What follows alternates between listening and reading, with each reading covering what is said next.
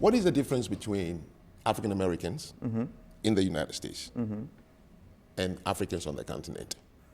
Well, the one thing that I will say is Africans on the continent, Frank, have a deep-seated tradition that they've been able to keep and protect, even though Africa as a whole, all 54 countries pretty much are colonized.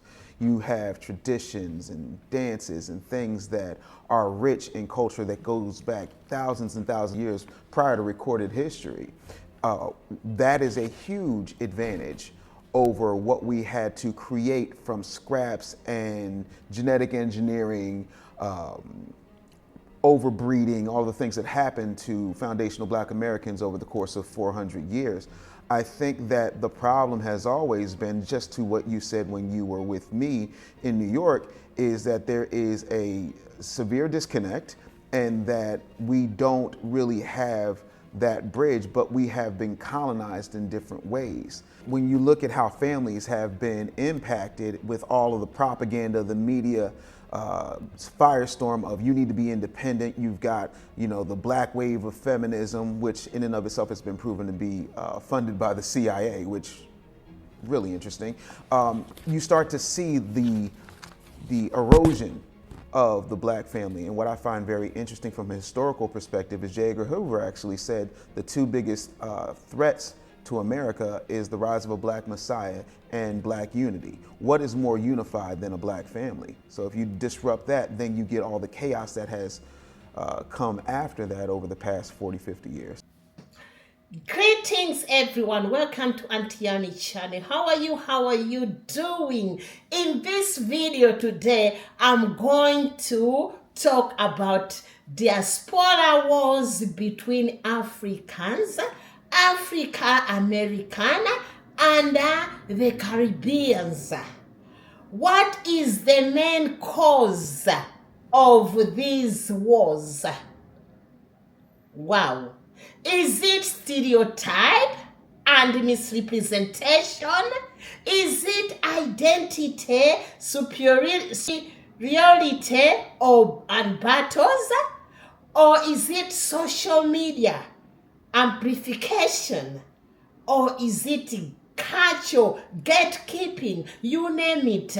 The list is gonna go on and on. So let's listen to what others are saying. I know this will be much about what people in social media are saying. This is the only way we can get information from other sources. So listen as you subscribe, like, comment, and share. What is it all about? After you listen to all these videos, I'm going also to share with you what I discovered. What are the causes of this social media diaspora wars? Is it true that Afro-Americans came from Africa, even the Caribbeans? I don't know.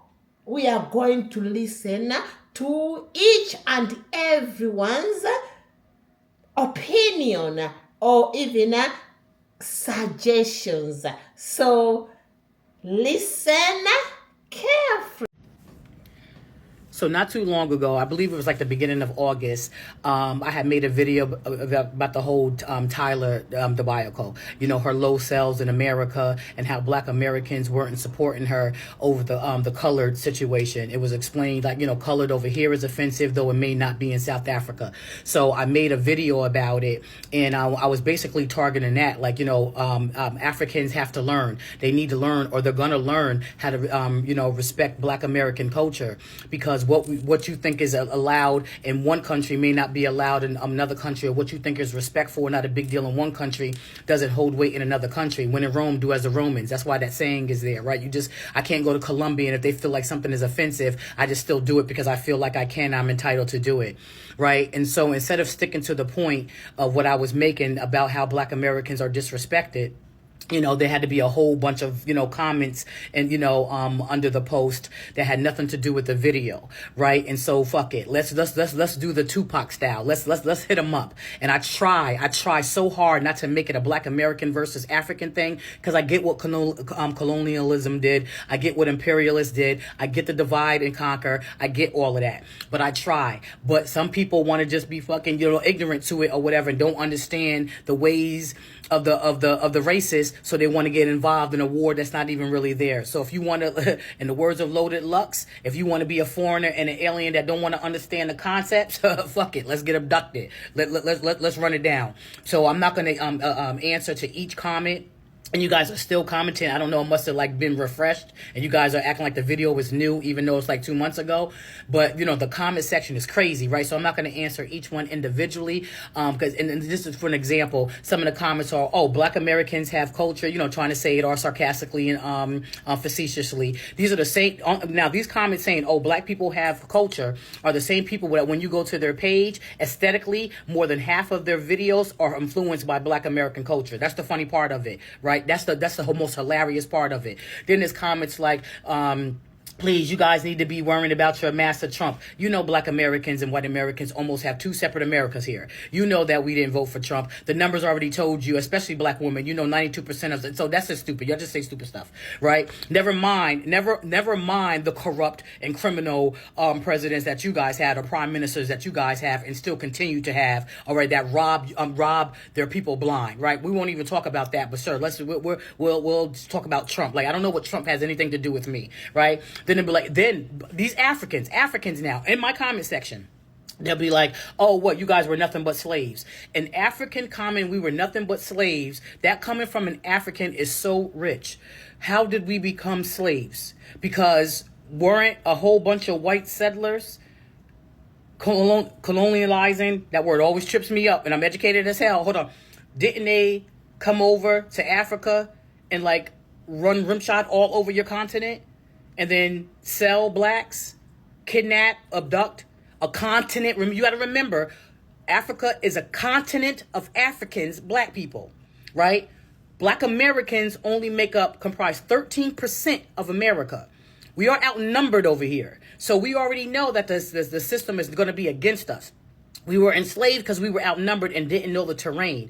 Over the course of the years, we have made strides, but we have to catch up because for many years, we were enslaved, not knowing the terrain. We was uneducated. We was fed crap. We were, you know what I mean? We were being killed. We was being lynched. We were being unalived. So for an African to make that in the comment section, that's why I'll be like all that, oh no, blacks can't keep on fighting with Africans and stuff like that. Man, fuck out of here with that. This ain't back in the day where we thought Africans loved us or we like thought that was the motherland and we should respect it and everything else. The amount of disrespect that was shown in that comment section because I said Tyler is going to find out or whatever not to come over here and disrespect Black American culture. The fact that calling us slaves, the fact that it's saying, these are Africans again, saying, oh, please, don't you have someone to shoot or you guys do nothing but shoot each other. This is rich coming from a continent where they have countries like the Rwandan genocide, right? Where they had the Hutu versus the Tutsi. You know, you had Darfur, you had Sudan or whatever that you guys were genocide, you know what I'm saying, committing genocide over there.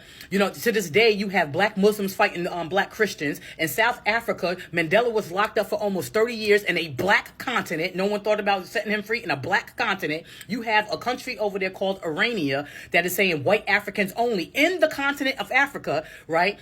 This is going on in the continent of Africa where British settlers still have their families there dominating in business and money, right? Where in South Africa, 80% in South Africa are Black, but less than 4% own farmland there, right?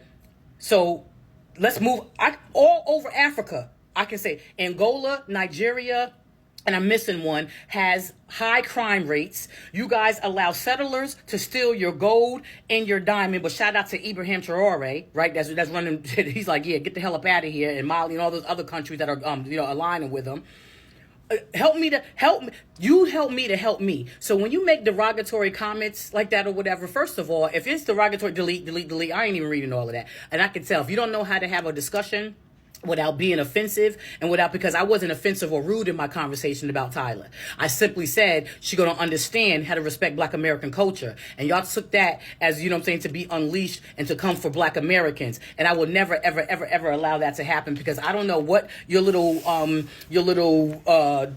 colonialist or whatever are telling you about about Black Americans, but you guys have big, major issues in Johannesburg, major issues in Soweto.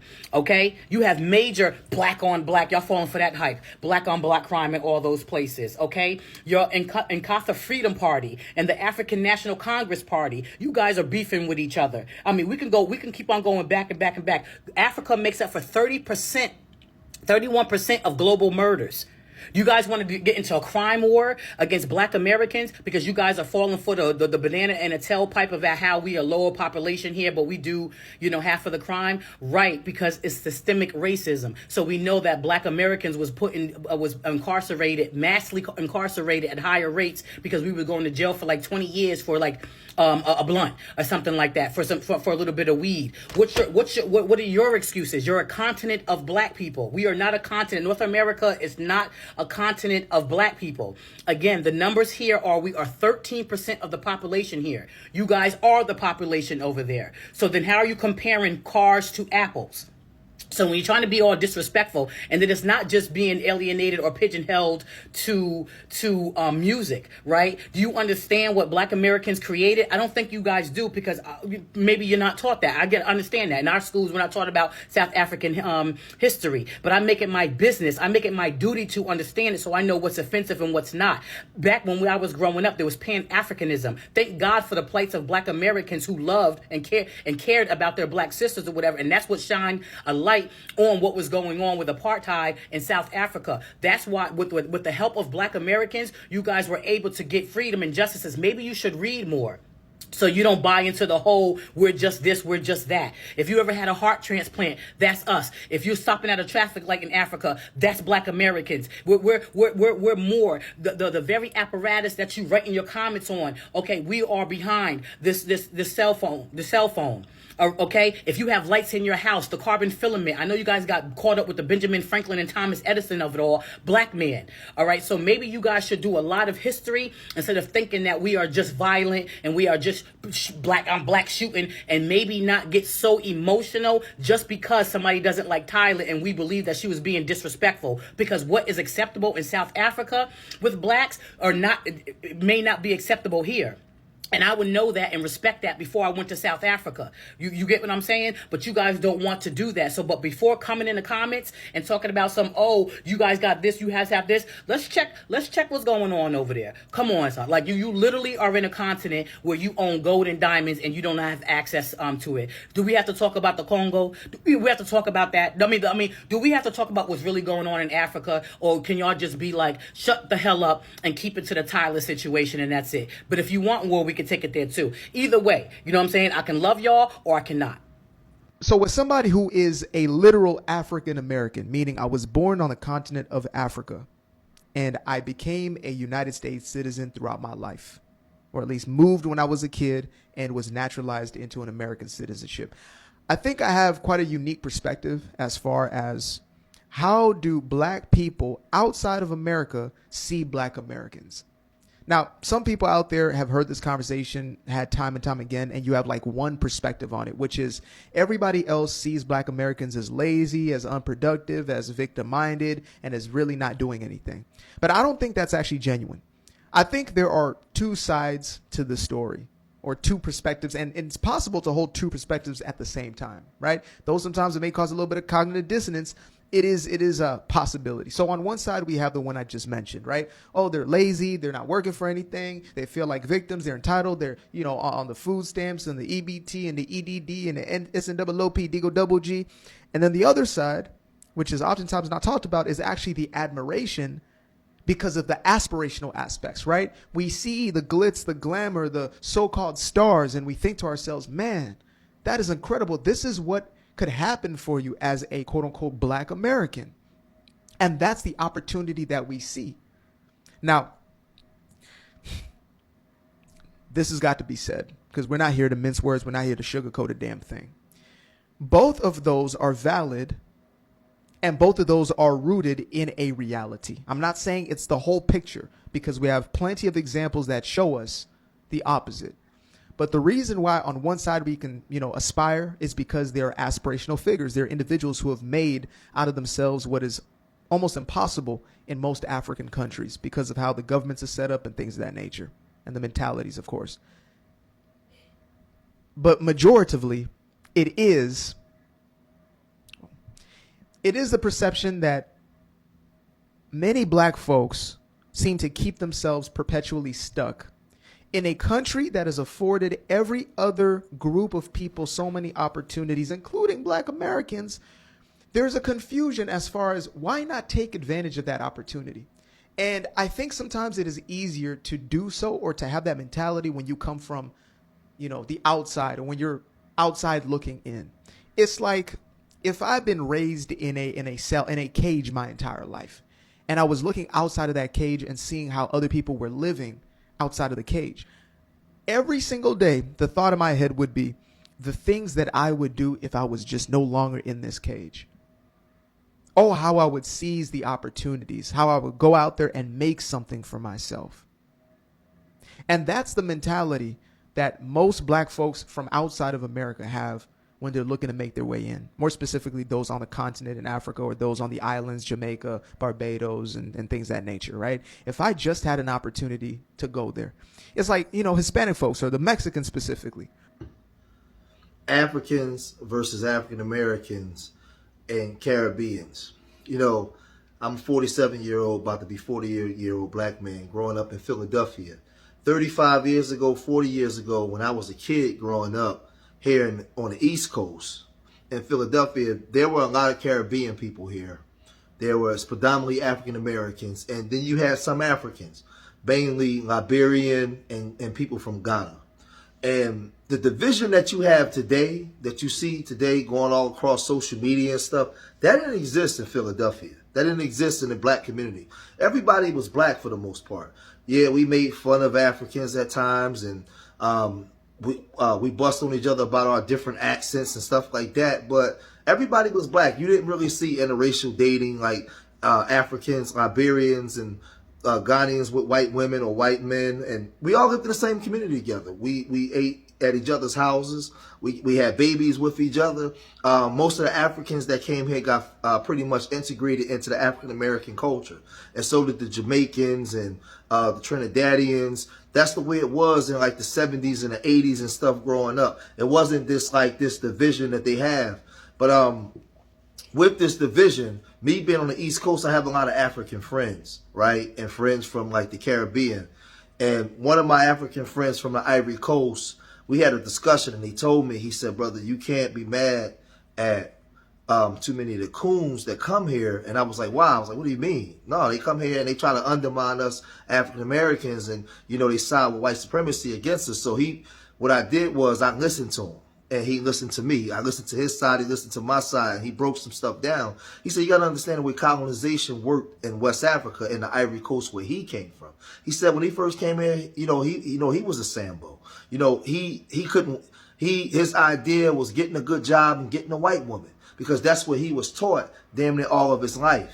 There in West Africa, they deal with tribalism, and they never really seen themselves under the white man's foot the way we've been, where we understand the tactics of white supremacy, how it works, and all those things. They never seen this stuff like that. They seen their families fight against other African tribes.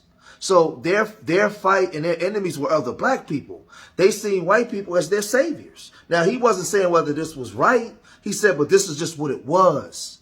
So growing up, they came with the Islam or their Christianity. They came bearing gifts and food and stuff for the villages. They came with medicines.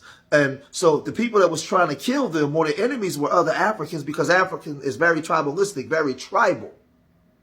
So he was saying that, here, when he came here and he's been around African Americans, he learned that African Americans don't understand the African colonization and what they did to the African mind. Right? And then he was like, you know, you guys in America, you view us as y'all brothers. And when y'all come over to fall in line, he said, but when a lot of Africans come here, they see y'all as another black tribe or enemy. And they see the white people as their savior. He said, but when you go to Ivory Coast, there's millions of Africans that's pro-black, pro-revolution, understand who the enemy is. They're there. He said, but they would never show them on TV.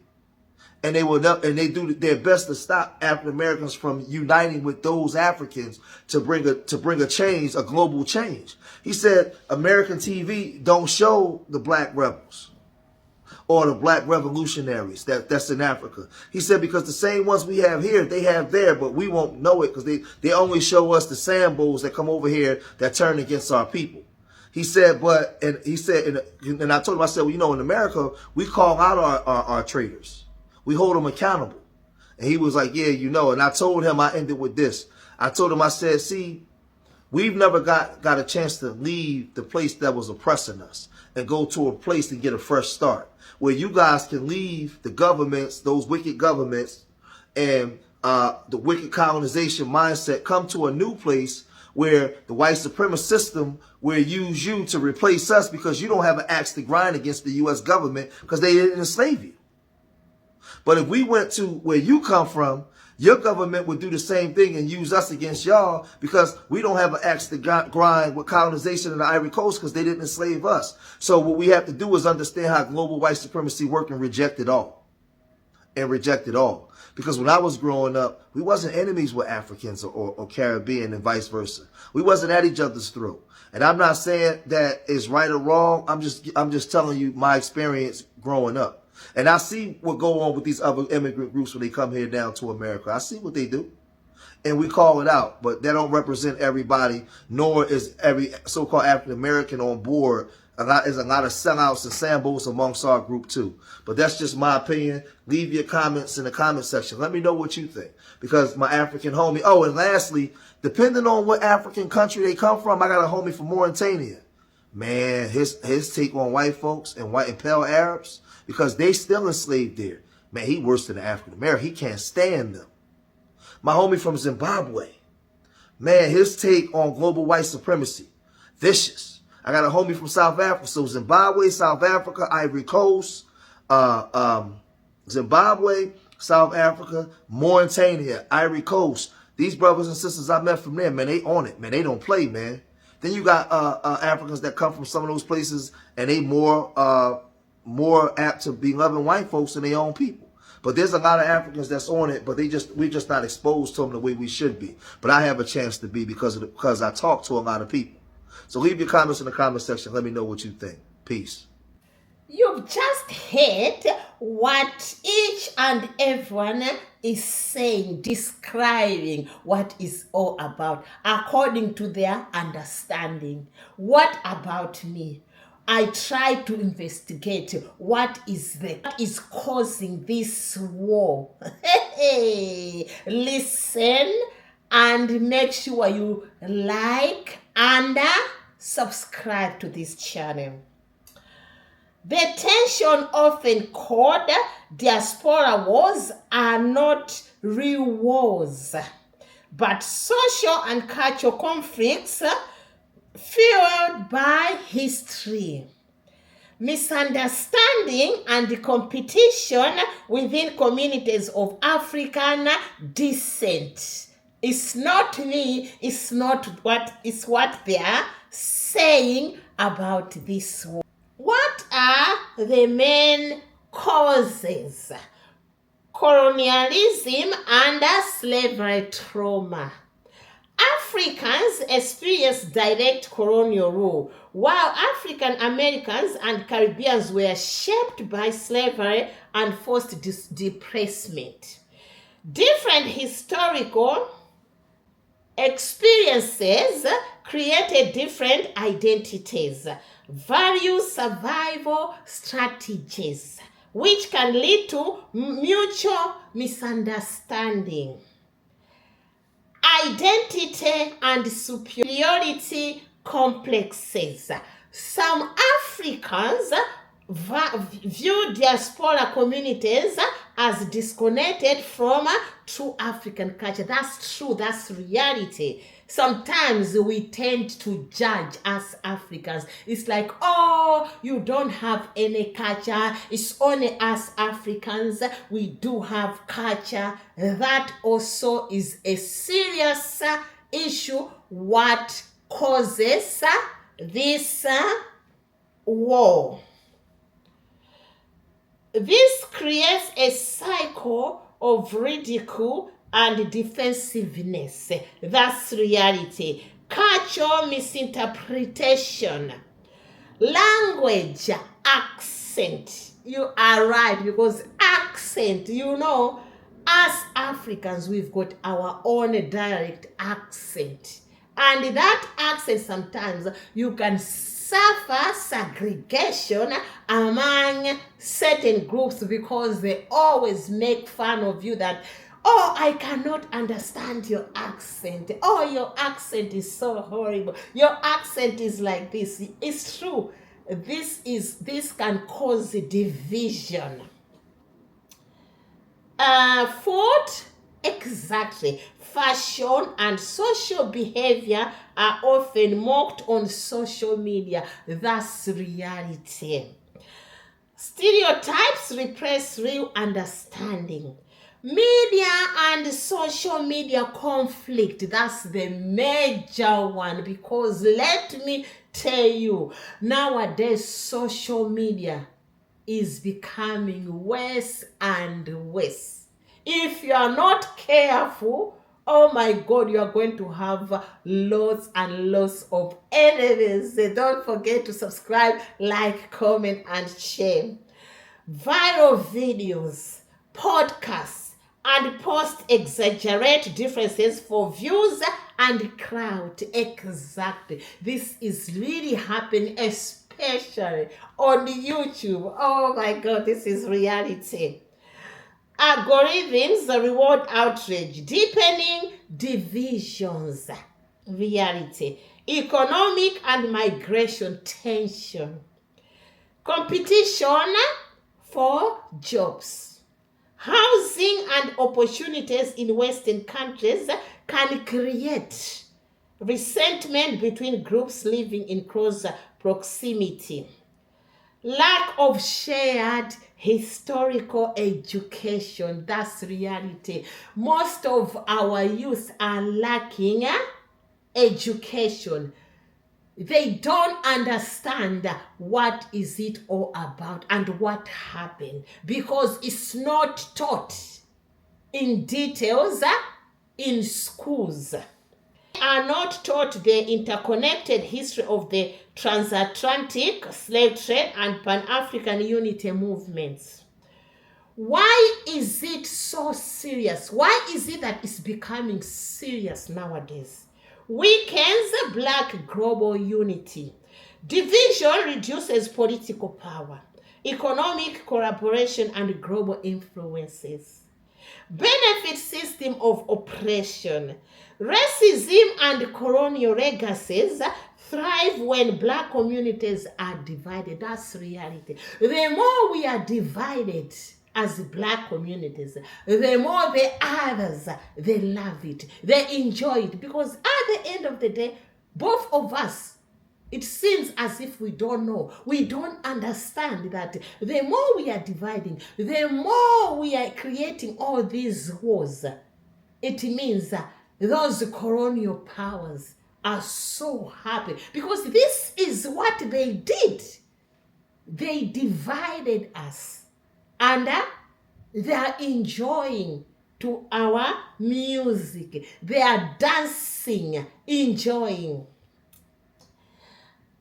Creates generational identity confusion. Young people grow up with distorted views of their own people and heritage. Exactly.